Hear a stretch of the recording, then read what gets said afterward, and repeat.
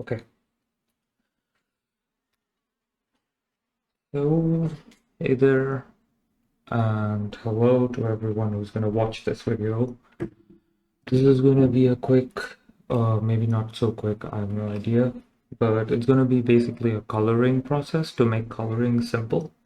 Uh, this is more like a technique rather than a tutorial, you could say. And the whole idea is to be able to like paint faster, or or just be more efficient in painting, through understanding values. That's the whole idea. So this is like a fan art of mine, and this is the sketch which is on the left side, and that's basically what I'm going to be coloring. One of the quickest ways, if you especially struggle with coloring in flat colors, or like trying to figure out how you're gonna how you're gonna work on values, one of the quick ways of doing it is like getting like a dark background. In this case, I've basically just created a little um square background or rectangle background, which is like dark gray.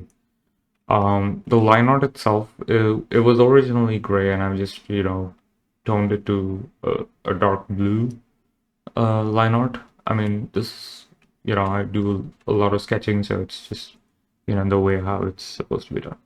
And then the next thing I do is like, I'm just like planning out the lights. So basically, I take two sources of light in this case.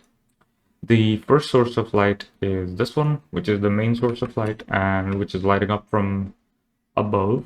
The whole idea is that it it can, let me take my brushes out. Okay. It's basically lighting up from up here, right? And that's where the main source of light is coming from, right? And the second source of light is coming from down below, just to make this shot cinematic. So this is basically giving me enough information of where the light sources are, so where the shadows will be placed, and how it's going to be done. So one of the quickest, when you do it in this fashion, it just becomes easier to color. So for example, I'll just take a hard brush. I'll take a I'll take a random color for skin. So let's just say this is my skin tone palette. I'll just make one stroke like this. We'll just call it the color layer, and then I'll just paint over. So you notice it's immediately causing the piece to pop out.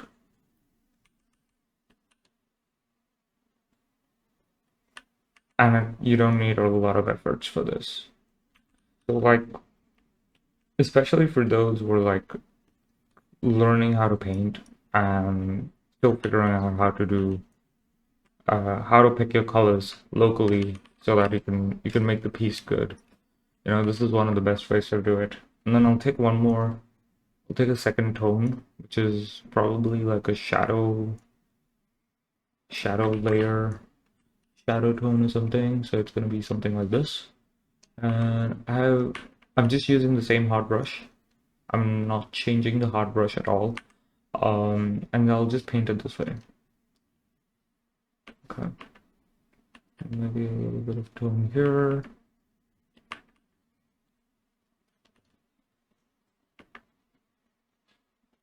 There we go. It's my shadow tone.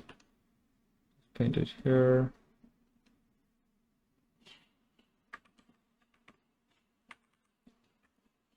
Okay, I could do it downwards this way as well, but I'm just I'm just picking my values. So like I have this black and white layer setting. So this tells me how much my value is going to be on that piece, right? Um, let's just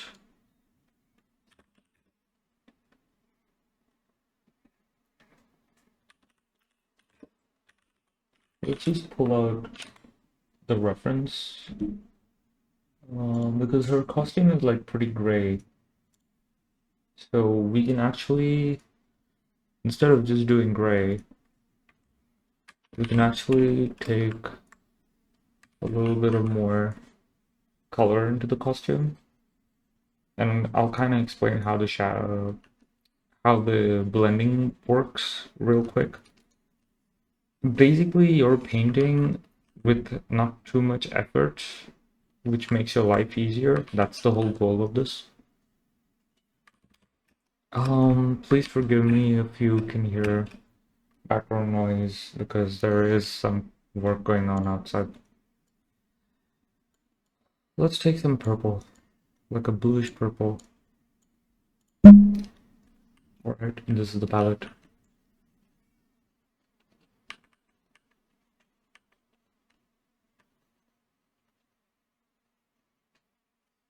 She's pretty much using the same color in the entire costume.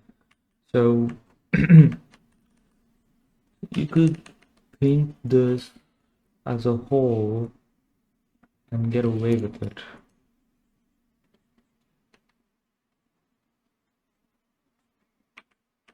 And I think she's got a gray white.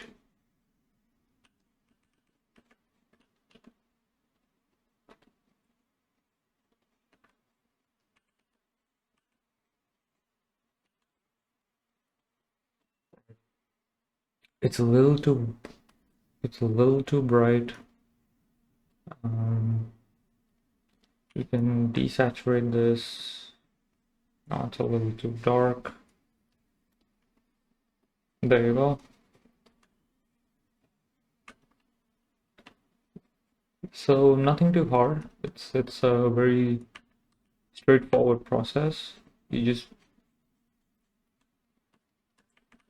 doing a quick painting and you're coloring in that tone.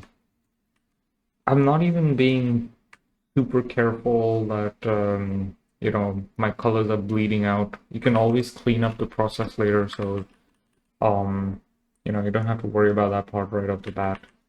It just makes work easier that way.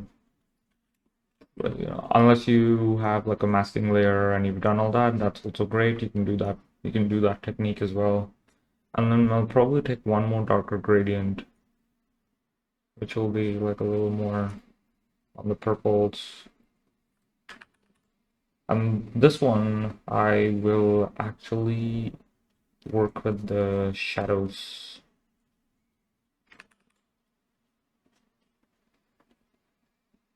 The goal here is that it's going to blend with the sketch layer. So it feels like the sketching and the painting is all part of one single layer and it's all blending together. That's the whole goal here. There you go. And I think the shoes is something I'll take with the darker tone. There you go. You should do it. And this is the color palette for that one.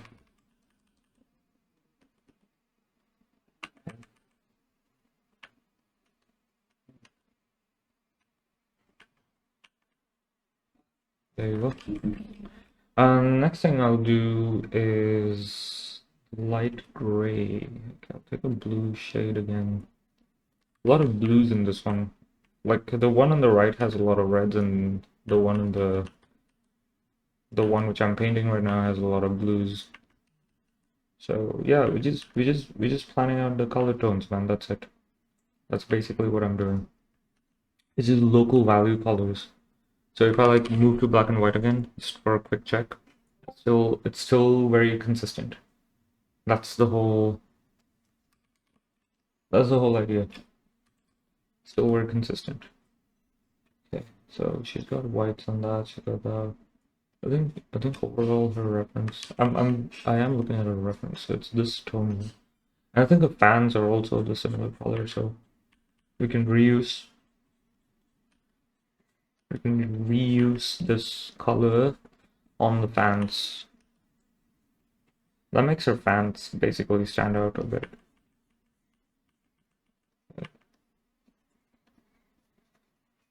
Whatever the rest of the cleanup is basically um, paint overs. I can use this for the eyes as well. You see that? Basically reusing colors. That's another thing you can do.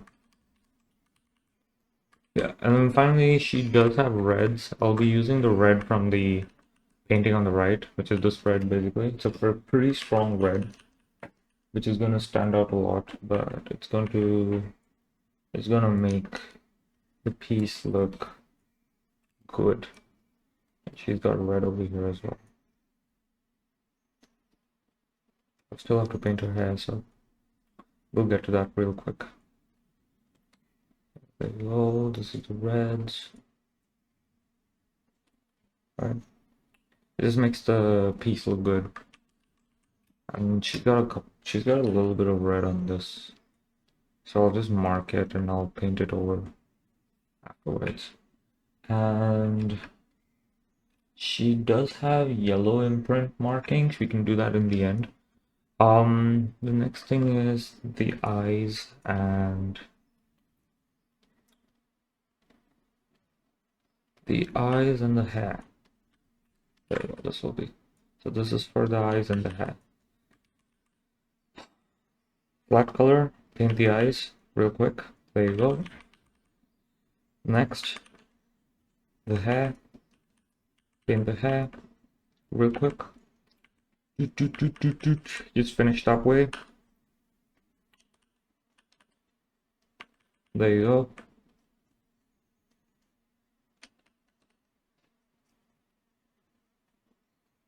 It's already, because my sketching and the light layer is good, it makes the colors pop immediately.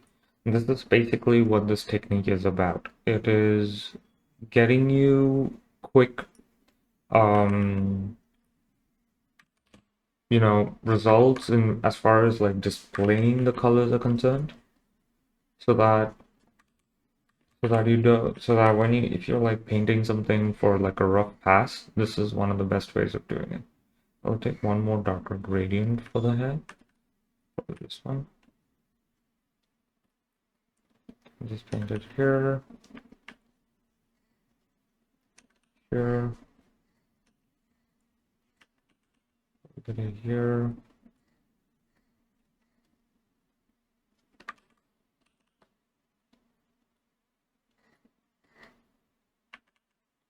I think we're good. Right? Anything else? Anything else? And the rest is all over paint. So basically, I will create a new layer above the inking layer and just paint over. Normally, I just call it OP layer, which is like, because it's OP, and I'll just paint over.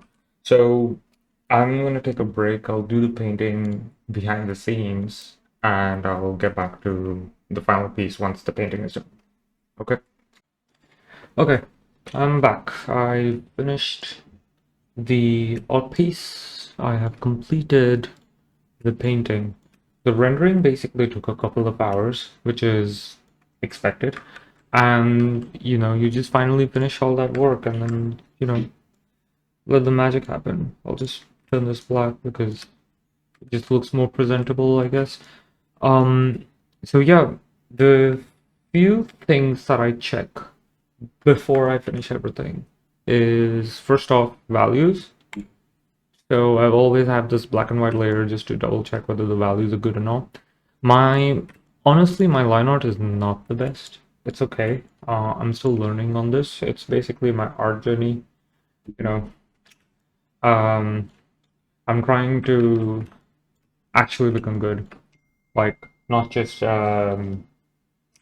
paint and, you know, just paint whatever you can paint all the time. So there's like this. There's one thing where you're drawing to design, and then there's one thing where you're drawing to improve. And right now, this is drawing to improve, so that's why I'm making just fan art. The drawing to design is when you're just making, like, you know, just cool stuff, like just, you know, coming up with sketches and stuff. For example, this is basically drawing to design. Like these are just rough sketches of things, right? Like I just, I love making this stuff, to be honest. This is where I'm like spending less time on like how good my drawing will be rather than how good my design will be. I'm just designing stuff. I'm just like planning, hey, look, I need to make a world. How am I going to make this world? I'm world building all this, and then like what's happening in this world? How do the people live? Um, how is the day and night of this world? Like, what kind of world is this? Like, it looks like very barren wasteland. So, what do the people do to stay here and all that stuff, right? And there are ruins, and this looks like very alien-like design. So that's all this kind of stuff. So like I'll make notes like, okay, what can the person do, and what is this alien-looking statue which is made on rocks about, and all that stuff. So this is design. This is just design sketching. Um, but coming back to like just pure illustration, this is what I'd be like practicing myself.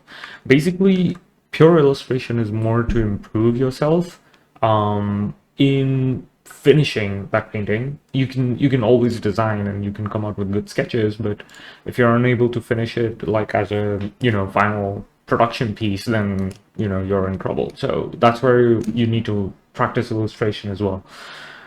Um, yeah, this was one of my attempts where I was just like, okay, I'll sketch this out. The sketch came out pretty well. So what I've done is, let me just switch off. Boop, boop, boop, boop, boop. Okay, let me just switch off everything. There was a sketch layer. There's a undertone value, just like a flat, rectangular, box with just paint, gray color. And then this is the flat colors. I put a light source, the initial light source, just to plan out where the lights will be, overpainting them, just like making the lines thinner and all that stuff. Honestly, there's one thing I just discovered, which was I was using a different brush.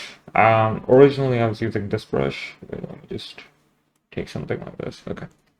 I was originally using this brush, which gives me these kind of lines. Honestly, and it's good. This brush is really good. I really like it. It gives me that sketchy feeling.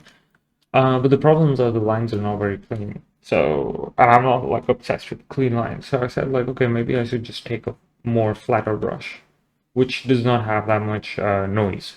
So there we go. It's like the same brush, just flat. It doesn't have like that much noise. Still giving me the same effect as the previous brush, and I was just like experimenting with this.